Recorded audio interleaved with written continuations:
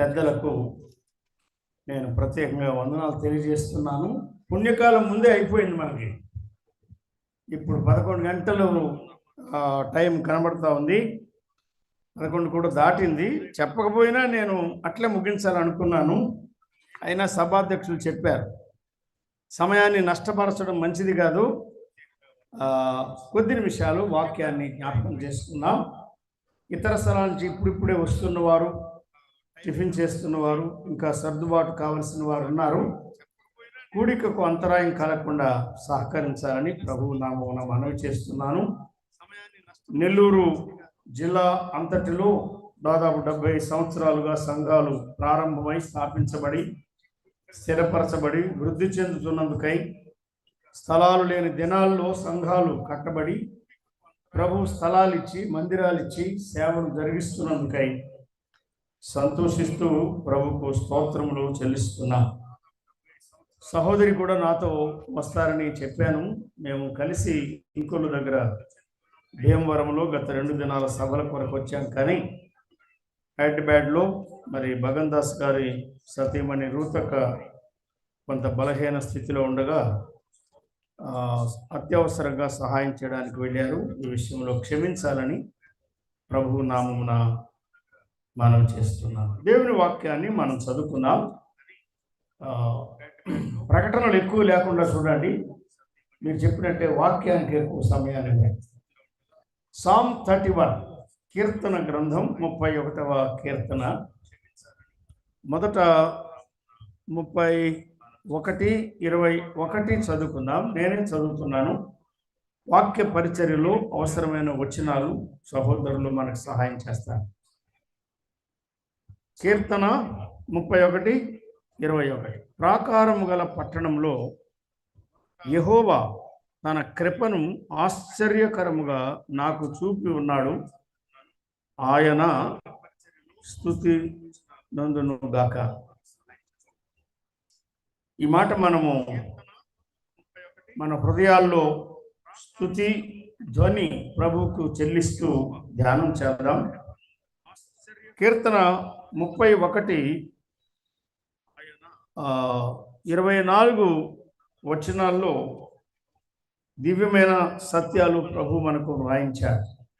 చెల్లాయిపాలెం స్థానిక సంఘం పెద్దలు, విశ్వాసులందరికీ, నెల్లూరు జిల్లాలో ఉన్న సంఘాలన్నిటికీ నేను కృతజ్ఞత తెలియచేస్తున్నాను. అల్లూరులో సాల్మన్ గారు, రేబాల్లో ఎస్ఏ గారు, చెల్లాయిపాలెంలో పీటర్ గారు మొదలైన అనేక మంది పెద్దలున్న దినాల నుండి సంఘాలను, సహవాసాన్ని ప్రభు కాపాడుతూ వచ్చారు. చిన్నవాడినైన నాకు ప్రభు ఎన్నో సంవత్సరాలుగా జిల్లాలో ఇచ్చిన ప్రవేశ ద్వారం, సహవాసం, వాక్య పరిచర్యకు దొరికిన ఆహ్వానాలన్నింటిని బట్టి ప్రభుకు స్తుతులు చెల్లిస్తూ మీకు కృతజ్ఞతలు తెలియజేస్తున్నాను. ఒకప్పుడు మరి ఇంత విశాలమైన స్థలం లేని పరిస్థితి ఉన్నది. మందిరానికి ఎదురుగా ఆ ఇరుకు వీధిలోనే మీటింగ్ జరిగించడం కూడా మనం ఎరిగి ఉన్నాం.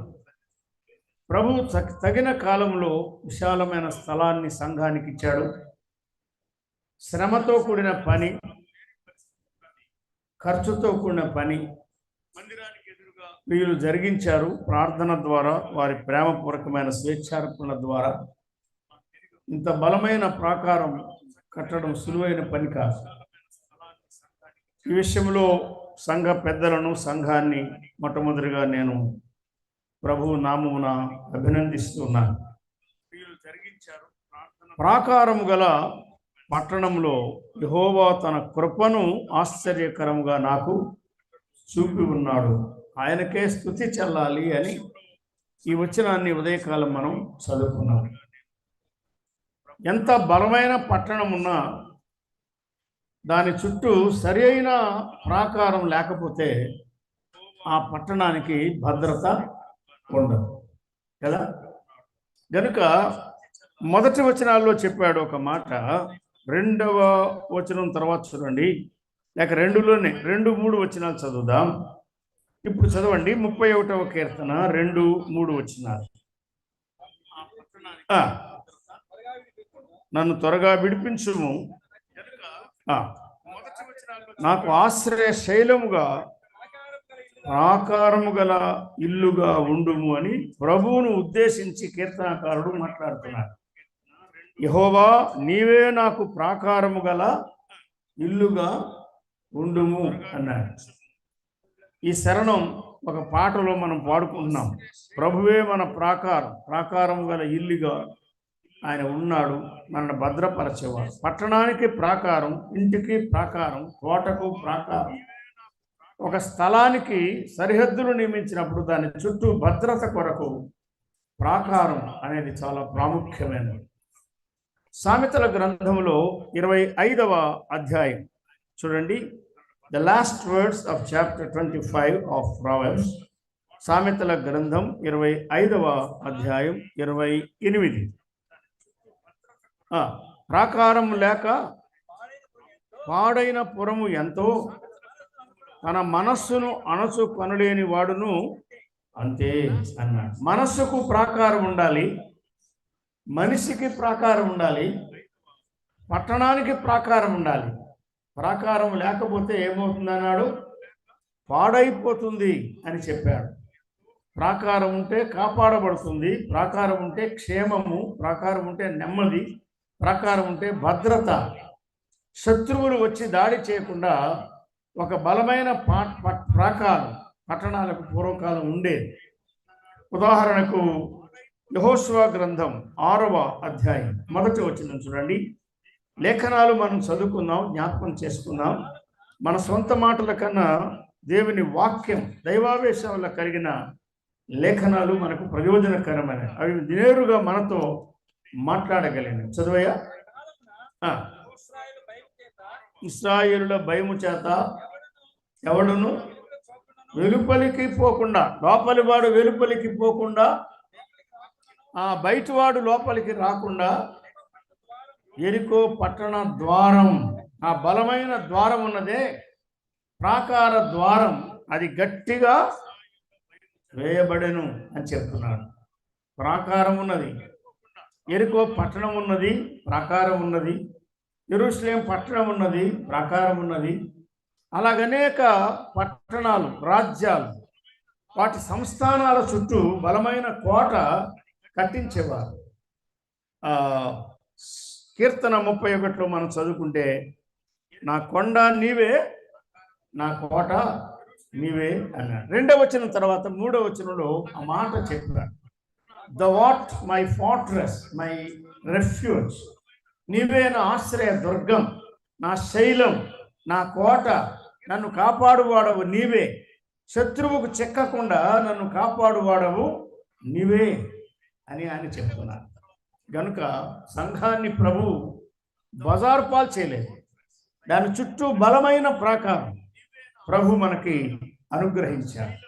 సంఘానికి ఎంత చక్కని ప్రాకారం, 4 వైపులా 4 బలమైన గోడలు ఆయన మనకు అనుగ్రహించారు. అపోస్తుల కార్యాలు 2:42లో ఉన్నట్టుగా కంటతగా మనకు తెలిసిన మాట కదా. ఆ మొదటి రోజు నుండి ఏర్పడిన సంఘం 120 మంది శిష్యురాండ్రు ఉండగా వారికి దాదాపు 3000 మంది చేర్చబడ్డారు. దానికి 4 గోడలు ప్రభు ఏర్పాటు చేశారు. గోడలు అనే మాట అక్కడ లేదు, కానీ ఏం చెప్తున్నాడంటే వీరు అన్ని రకాల బోధలు సంఘాలకు క్షేమకరం కాదు. నానా విధములైన అన్ని బోధల చేత మీరు త్రిప్పబడవద్దు అని చెప్పాడు. మోసకరమైన బోధలు ఉన్నాయి, అపాయకరమైన బోధలు ఉన్నాయి, భక్తిహీనుల బోధలు ఉన్నాయి. దేవుని వాక్యములు వాటికి ఎన్నో పేర్లు పెట్టాడు. కానీ ఆరోగ్యకరమైన బోధ, హితబోధ, నమ్మదగిన బోధ, సద్బోధ లేక హితబోధ అని చెప్పాడే, సుబోధ, ఆరోగ్యకరమైన బోధ, అపోస్తలుల బోధ అని పేరు పెట్టబడింది. అది అప్పగింపబడిన బోధ అన్నాడు. ఈ అప్పగింపబడిన బోధ మొదటి రోజు నుండి చివరి వరకు సంఘకాలంలో మనం కాపాడాలి. ఈ బోధ నిమిత్తము మీరు పోరాడవలనని యోధా వ్రాస్తున్నాడు. ఆయన వేరే అంశాన్ని వ్రాయాలనుకున్నాడు, కానీ దేవుని ఆత్మ ఆయన కళాన్ని మార్చాడు, ఆయన అంశాన్ని మార్చాడు. ఆత్మ ఆవేశంలో ఉండి భక్తులు రాశారు. అప్పగింపబడిన బోధ నిమిత్తం మీరు పోరాడాలి. భక్తిహీనులు పలికే మాటలు భక్తిహీనులు వారి చర్యలు వాటికి దూరంగా భక్తి కలిగిన వారుగా ప్రియులారా అని ప్రారంభించి మనకు అప్పగించబడిన అపోస్తలు, ప్రభు అయిన యేసుక్రీస్తు అపోస్తలు చెప్పిన మాటలు మీరు జ్ఞాపకం చేసుకోవాలి. అపోస్తలు పెద్దలు యెరూషలేములో ఏమి నిర్ణయించారు?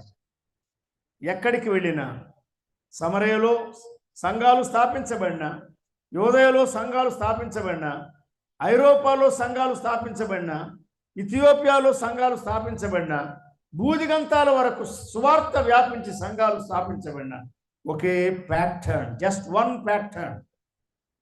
ఈనాడు సంఘాల్లో సేవకులు పెద్దలు ఈ పద్ధతిని మార్చి ఎవరెలా చేస్తే మనకేమి, మన సంఘం మన ఇష్టం, నేను చెప్పినట్టు మీరు అందరూ నడుచుకోవాలని పద్ధతులు మారుస్తున్నారు. జాగ్రత్త. It's a dangerous attitude, dangerous position. మనకు తేటగా బయలుపరచబడిన, కొండ మీద మోషేకు తేటగా బయలుపరచిన మాదిరి ఏమాత్రం ఆయన మార్పు చేయకుండా ఆ ప్రకారమే సమస్తం జరిగించాడు. అందుకే దేవుని మహిమ దేవుని ప్రజల మధ్య ఉన్నట్టుగా నిర్గమకాండంలో మనం చదువుతున్నాం. ప్రభు చిత్తాన్ని మనము ఉల్లంఘిస్తే మన సొంత ఇష్టాన్ని సంఘాల్లో, సహవాసములో, కూడికల్లో చొప్పించినట్లయితే నష్టమే తప్ప ఈ లోక జ్ఞానం, మనుష్య జ్ఞానం, లోక జ్ఞానం దేవుని ఆత్మకు వ్యతిరేకం. We need to understand these truths. ఈ సత్యాలు మనం స్పష్టంగా అర్థం చేసుకోవాలి.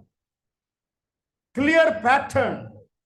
లేఖనాలలో 66 గ్రంథాల్లో, విశేషంగా క్రొత్త నిబంధనలో సంఘము దాని మర్మము, సంఘము దాని పద్ధతి, దాని క్రమాలు, దాని విధానాలు, దాని మర్యాదలు ఆయన తేటగా బయలుపరిచారు. సేవకులు అర్థం చేసుకోవాలి, వాటినే నేర్పించాలి.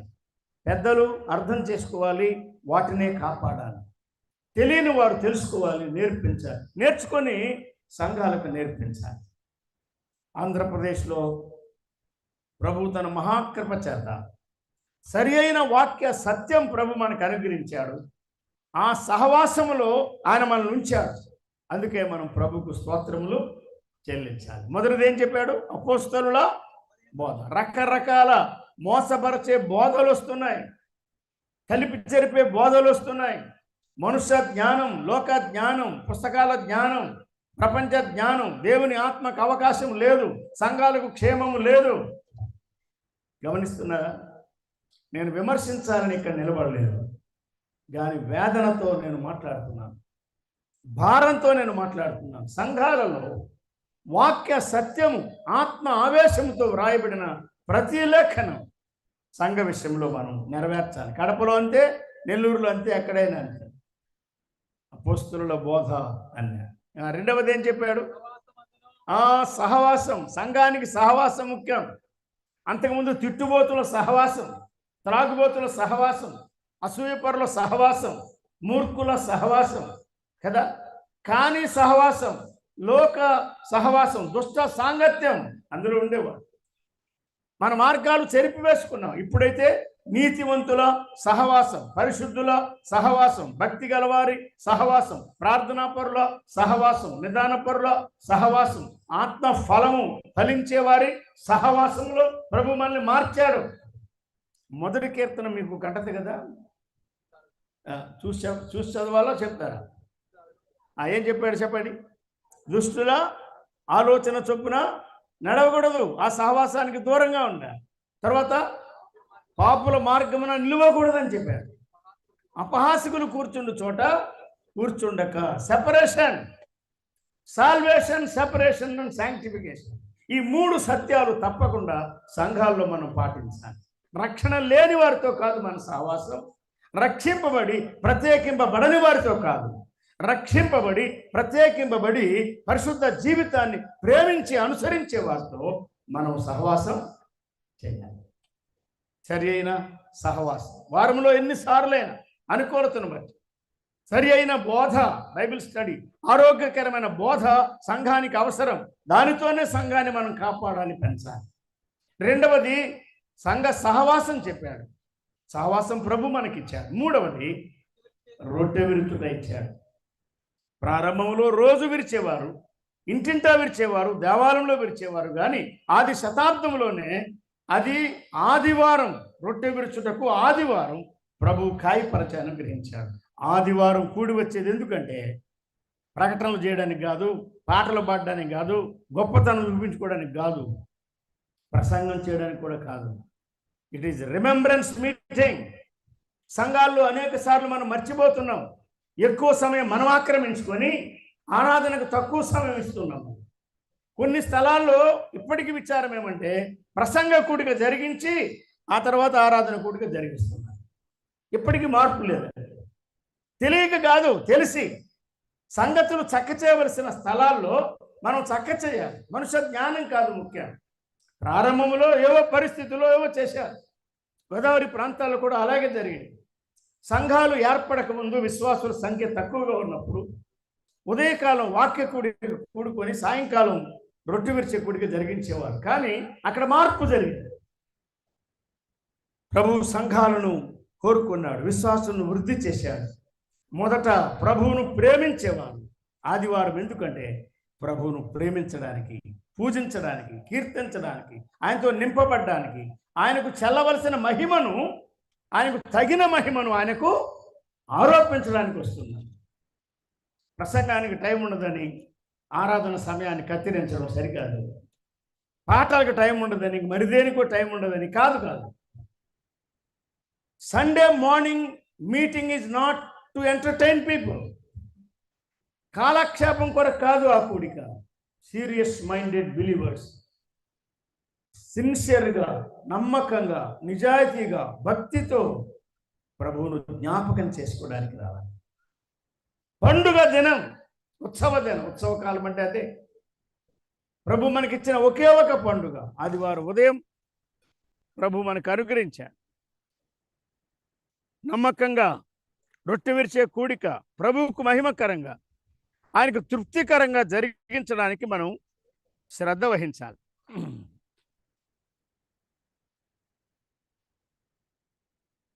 Any alternative arrangement?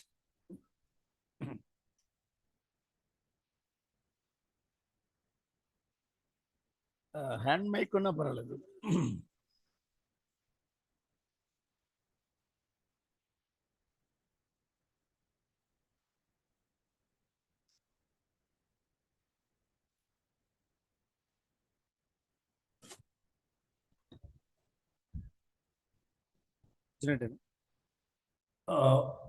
వినడానికి ప్రయత్నం చేయండి. నేను ముగించాల్సిన టైం అయింది కనుక బలమైన ప్రాకారం, ఆరోగ్యకరమైన బోధలు ప్రభు అనుగ్రహిస్తున్నాడు. సంఘ సహవాసము ప్రభు మనకి ఇస్తున్నాడు. రొట్టె విరిచే కూడిక నమ్మకంగా జరిగించాలి.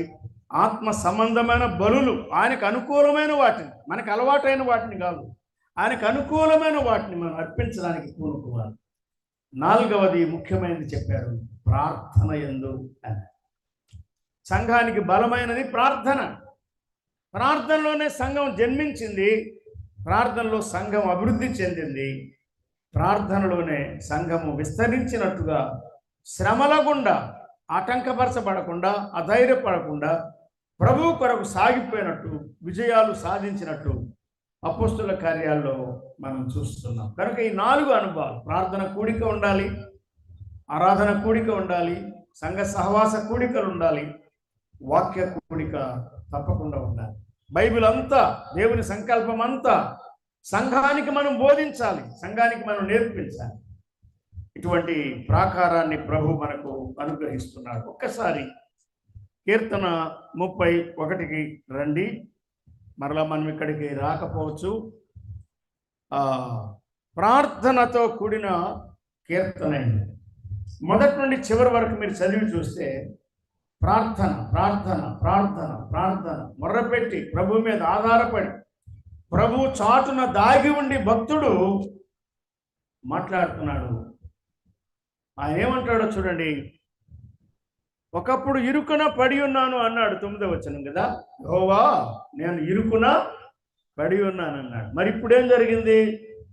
ఆ పైన 8వ వచనంలో విశాల స్థలమున నా పాదములు నిలువబెట్టాడు. కనీసం చెల్లాయిపాలి. కొంత ఇరుకులో ఉన్నారు చాలా కాలం, కానీ ఈరోజు ఏమైంది?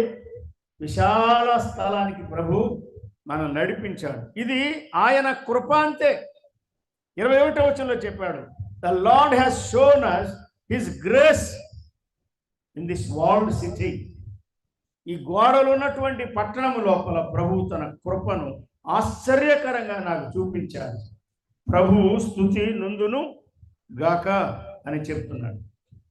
మన కాలం ఎటువంటిదో మనకి తెలియదు. మనం ఎటువంటి వారు? 12లో నేను ఓటికుండ వంటి వాడునయ్యాను అన్నాడు. మనమంతా గట్టి కొండలమా? మనం కూడా ఓటికుండలు. తర్వాత 15వ వచనంలో my times are in thy hand, నా కాలగతులు నీ వశములో ఉన్నవి అన్నాడు. అయితే ఆయనను నమ్ముకున్న వారికి, ఆయన ద్వారా విమోచింపబడిన వారికి, ఆయన శరణు వచ్చి ఆయన మీద ఆధారపడిన వారికి ప్రభు ఏం చేస్తాడో 19వ వచనంలో 2 రకాలుగా చెప్పాడు. ఒకటి, ఆయన యందు భయభక్తులు గల వారి నిమిత్తం ఆయన దాచి ఉంచిన మేలు, అది ఎంతో గొప్పదన్నాడు. అదే ఈ దాచి ఉంచిన మేలు ఈరోజు కండ్లారా మనం చూస్తున్నాం. రెండవది, నిన్ను ఆశ్రయించు వారి ఎడల నీవు సిద్ధపరచిన మేలు ఎంతో గొప్పది అని ఆయన చెప్తున్నాడు. కనుక భక్తులారా, మీరందరూ ఆయన్ని ప్రేమించండి అని ముగించాడు 23లో. మీరందరూ ఆయనను ప్రేమించండి. యెహోవా కొరకు కనిపెట్టు వారులారా, మనస్సున ధైర్యం వహించండి, నిబ్బరంగా ఉండండి అన్నాడు. ధైర్యంగా ఉండలేని పరిస్థితిలో ఉన్నాం మనం, కలవరపరిచే పరిస్థితిలో ఉన్నాం. కానీ ప్రభు మనల్ని సిగ్గుపరిచేవాడు కాదు. వర్స్ 1 says, నన్ను ఎన్నడూ సిగ్గుపడ నీయకు. ప్రభునందు విశ్వాసం ఉంచిన వారు సిగ్గుపడనక్కరలేదు. విశ్వసించువాడు కలవరపడడు. యెషయా 28లో చెప్పాడు, విశ్వసించువాడు ఏమాత్రము సిగ్గుపడడు. రోమపత్రిక 9:33లో చెప్తున్నాడు. ప్రాకారం గల పట్టణం అనే మాట మనసులో పెట్టారు. ప్రభువు ఈ తలంపులు ఈ ఉదయకాలం ఆలకించగలిగిన మన కొరకు దీవించును గాక. చిన్న ప్రార్థన. స్తోత్రార్హుడా, మహిమగల దేవా, మీ కుమారుని యందు మీరు మమ్మల్ని అంగీకరించారు, మీ ఆత్మను మాలో ఉంచారు, మీ గ్రంథం, మీ సంకల్పమంతా మా చేతిలో ఉంచారు, మా సొంత భాషలో ఉంచారు, బోధించే ఉపకారాత్మను మాకు అనుగ్రహించారు. మీరు అందించిన తలంపులు మా కొరకు దీవించుమని, ఈ సంఘానికి మీరు ఇచ్చిన మంచి స్థలాన్ని బట్టి, కృపా వరములను బట్టి, అనుకూలతలను బట్టి స్తోత్రములు చెల్లిస్తున్నాం. తిరిగి మాట్లాడే మీ దాసులను చక్కగా ఉపయోగించుమని మా ప్రభు అయిన క్రీస్తు యేసు నామమున స్తుతించి వేడుకొనుచున్నాం తండ్రి. ఆమేన్. రైట్ టైం బ్రదర్ ప్రభాకర్ గారు.